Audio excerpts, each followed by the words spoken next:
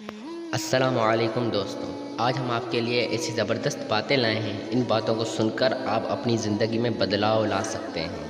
آئیے وہ شخص سب سے اچھی زندگی بسر کرتا ہے جو اپنی ضروریات کے لیے کسی غیر پر بھروسہ نہیں کرتا۔ حضرت امام حسن رضی اللہ تعالیٰ فرماتے ہیں، توبہ کرنا آسان ہے لیکن گناہوں کو چھوڑنا مشکل۔ حضرت امام جعفر رضی اللہ تعالیٰ عنہ فرماتے ہیں،